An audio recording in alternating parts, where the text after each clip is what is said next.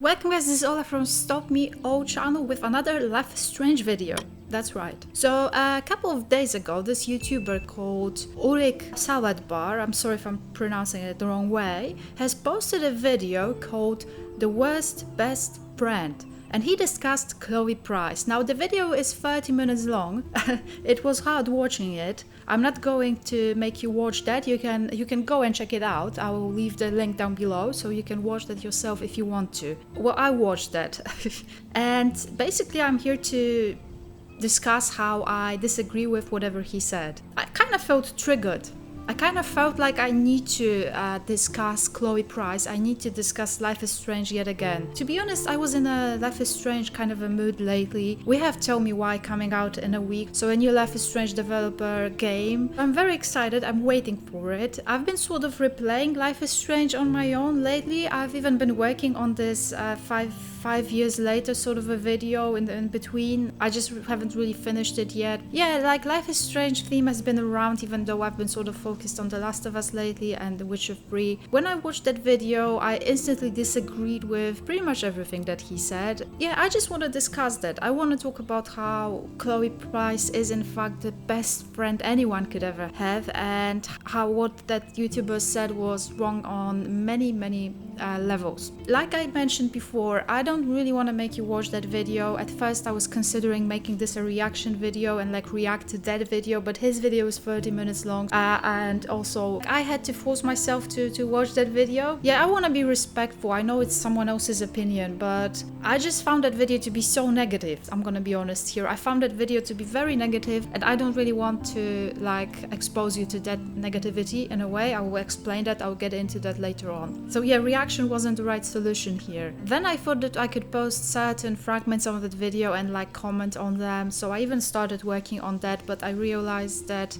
everything that he said was sort of wrong. And I think that there's a different way that we could approach this. We're going to watch 1 minute long sum up that he posted. So he summed up everything that he said, so you get the gist. Then I'm going to briefly summarize what he said in that video here and there. You can of course watch it. Then I'm going to discuss my thoughts about it, and I actually have many thoughts. So let's jump right into a sum up. And before we do that, a big shout out to my Patreons. So Robert, John, Anurine, Samuel, Noel, and all the other Patreons. Thank you so much. Thanks to you that the channel is pretty much still existing and developing. So Chloe, what have we learned? Let's do a quick rundown of who you are. You're immature, you resent everybody ever since your dad died, but you put in no effort to do anything to help yourself, you disrespect your mother, you owe your drug dealer a lot of money, you stole a gun and use it immaturely, you're pissed off if we don't steal from the handicap, and the only fun you guys have is when you tell Max to do things. Shoot bottles, hang in the pool, guess the amount of change in your pocket. How riveting. Good thing Max lacks a hint of initiative in this relationship, because you might get pissed off if she decided to do anything unrelated to you. I can't think of a genuine moment between these two that made me enjoy watching their friendship. All that springs to mind is how much they talk about the past, and how much they are best friends, and how much Chloe misses Rachel. What has changed between episode 1 and 5? Chloe is the exact same person throughout this entire series. I mean, she does spill her guts in the final scene of the game, but it just kinda comes out of nowhere because the scene calls for it. Not necessarily because we see Chloe develop over time to a more empathetic person. Yeah, so that's the gist of it. Throughout these 30 minutes, they were discussing how Chloe is a terrible best friend, how she's basically forcing Max to do everything, how she's treating everyone like shit, so Joyce, David, like everyone around her, especially Max. That's the essence of that video. Fair enough, that person, that YouTuber, he did say that he didn't actually enjoy Life is Strange as much. He didn't enjoy Before the Storm.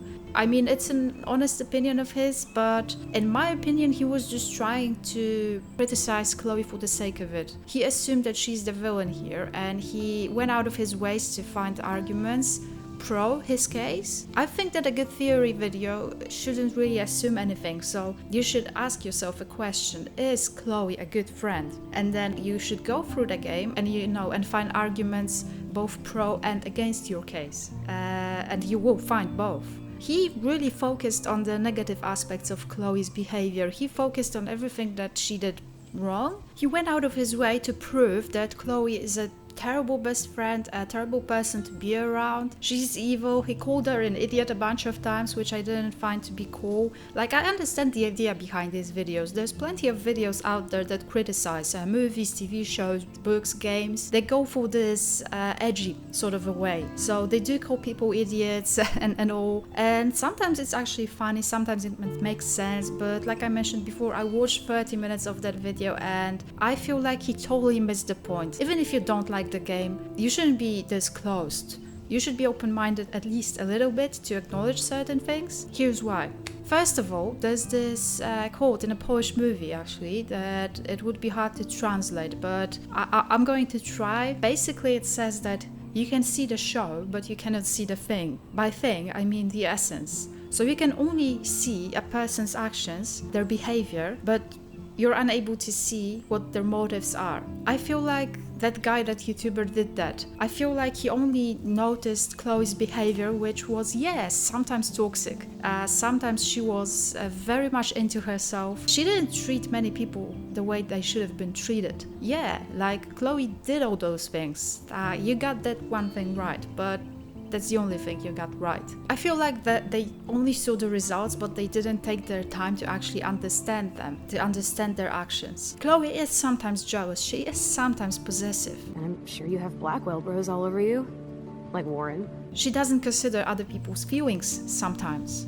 You don't want to hear this, but you're still here. Alive. With me. And that is no accident. You're right. I don't want to hear this.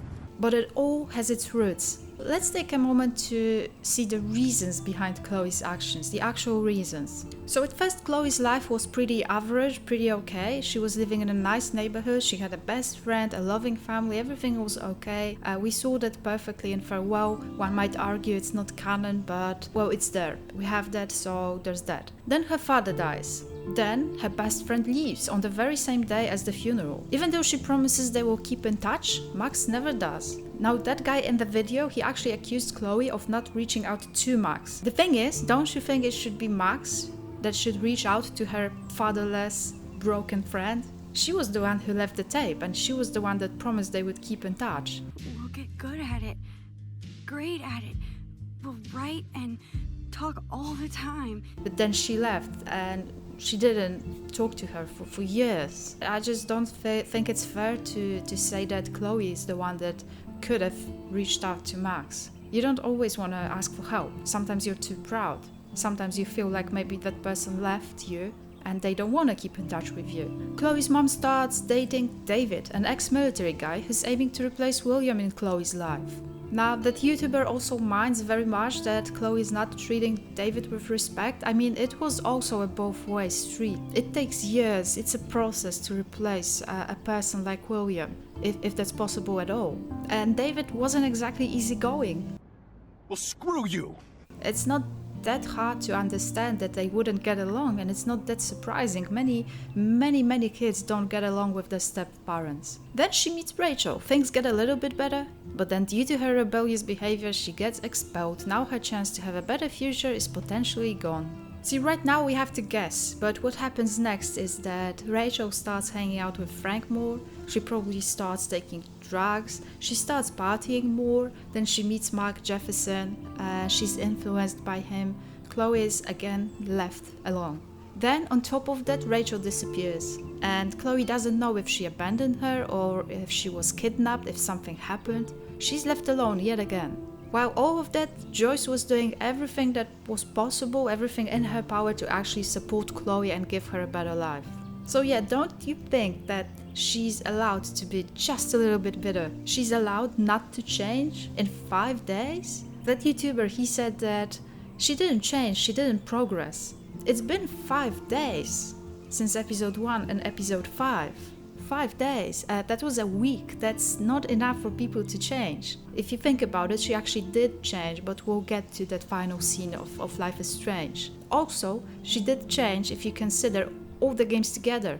If we start off from Farewell episode when she was just an innocent, happy kid, If you play Before the Storm, when she starts getting a bit rebellious, when she gets expelled, and when you reach Life is Strange, you see the distances that she's been through. Also, that person doesn't even consider at all that Chloe has a lot of unresolved trauma, but I'll get to that as well. Now, I feel like judging a person's actions is the easiest thing you can do. Anyone can sit down and judge another person's actions and like accuse them or of this or that. I feel like it takes effort to actually sit down and understand another person's motives, where they're coming from. You know, I would think twice before calling someone an idiot.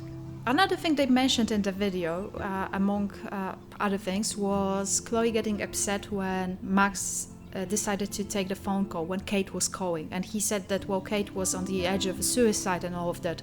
Chloe didn't know that. They didn't have a discussion about that. Also, you know, when your phone is ringing, you don't actually always have to pick it up. And the reason why Chloe got upset was ultimately not the fact that Max answered the phone call, but the fact that because she answered the phone call, Chloe actually got in a fight with her mother. That's that. You just have to look a bit deeper than what you see.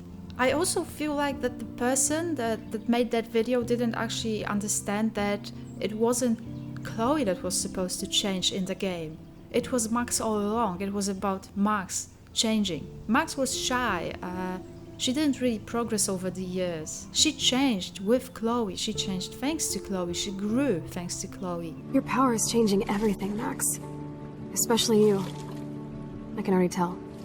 Another thing that they mentioned in the video, they keep repeating that Chloe keeps getting herself in situations when she's in danger or that she might die. Now that was the whole point of the game. The whole point of the game was making us believe that Chloe is bound to die, that her faith is dying, that we're saving her again and again and again, and then we reach the final decision of the game, whether we should sacrifice Chloe or not, whether we believe that she's bound to die or not. Without that, without these situations and without Chloe, there would be no game. There would just be Max. I also noticed that the characters that YouTuber liked the most were the quiet ones. So Kate Marsh, Max, even Chloe, but in a separate timeline, in the alternate timeline. I feel like what they appreciate the most are characters that are not opinionated, that are staying put and quiet. You would have to think about why is that. Calling Chloe the worst best friend, in my opinion, is the ultimate misunderstanding of a character here. The ultimate misunderstanding of a game. If you have any doubts that Chloe would do anything, and I mean anything for Max, you totally miss the point of the game. If you doubt that Chloe would travel the world to help Max, if you doubt that she would show up middle of the night within minutes had Max needed her, you didn't see the thing, you only saw the show. I find it also ironic that this very YouTuber mentions Night in the Woods as a game that handled going back to hometown like Max did situation storyline. Night in the Woods was a game that treated mental problems, issues very seriously and presented them well. I feel like that YouTuber didn't even notice that Chloe is most probably clinically depressed, that her behavior is a representation of that. It almost feels wrong calling Chloe an idiot, to say that she lacks intellect, when she was actually very smart and what she needed the most was probably therapy. It's also possible that she was suffering from a borderline personality disorder. Now, the biggest accusation that they made was saying that this relationship, Max and Chloe's relationship, was in fact toxic. What they failed to notice, in my opinion, is that Max actually saved Chloe. She brought up the best in her, she pulled her back up. Chloe became responsible, and contrary to what they claimed, she actually did change, and it didn't come up out of nowhere. In the final moments of the game, she acknowledged that she was selfish. There's so many more people in Arcadia Bay who should live. Way more than me. Don't say that. I won't trade you. And yet she was ready to sacrifice herself for this entire city of Arcadia Bay, a city that, might I remind you, mistreated her, expelled her from the school, treated her like that bad kid from that bad family. How many of us would do that? You cannot simply dismiss that by saying that it didn't make much sense. And finally, I wanted to say that it saddens me that so many people agreed with that YouTuber in the comments section. So many people said, you know what, I didn't see this before, but I see it now. I think you should look again. I feel like Chloe was ultimately misunderstood by that person. I guess this is what I wanted to discuss today. Right, that's it. I'm done ranting. I started a new Discord server if you want to check it out. The invite will be down below. You can join the game by following me on social media. There are links down below. I'll leave all of that down there. And do subscribe. I will be posting Tell Me Why gameplay in about a week from now. Thank you so much for watching. Stay safe, guys. This was Ola from Stop Me O channel. Bye.